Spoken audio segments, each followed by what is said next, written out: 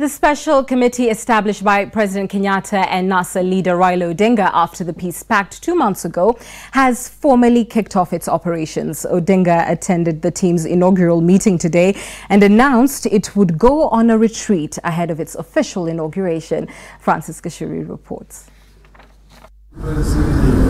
The 14-member Building the Bridges Initiative Advisory Committee convened in Nairobi for its first meeting a fortnight after its naming.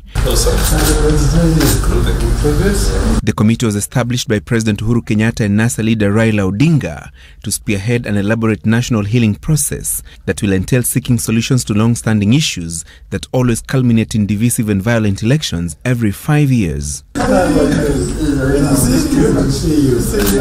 Odinga attended the committee's inaugural meeting and briefed members on the reasons behind his handshake with President Kenyatta 2 months ago that ended months of political animosity that had taken an ethnic turn following last year's divisive elections. While the committee members welcomed the handshake and expressed hope that the initiative would help find answers to many questions that have historically lingered, its operations could be hampered by the 2022 succession politics and the clamor for constitutional amendments.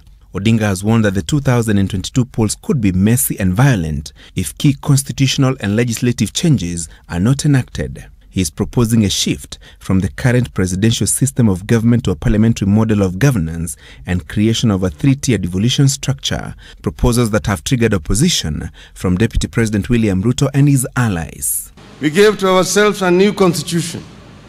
We must be courageous enough to admit that it has not worked. It has failed because we are yet to upgrade our software. We have been pouring new wine into old wineskins. If somebody is a bad workman, he will try and blame, oh, it's the constitution which has a problem, or it is the county government which is the problem, or it is the county assembly which is the problem, or it is the this or that. Because he's a bad workman, he wants to quarrel with his tools and explain and get excuses to explain his failure.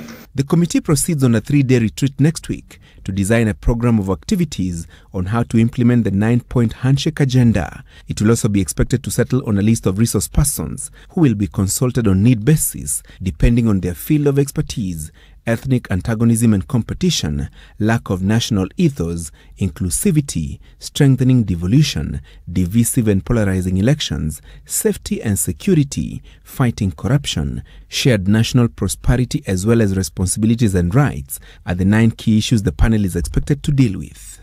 Francis Gashuri, Citizen Live at 9.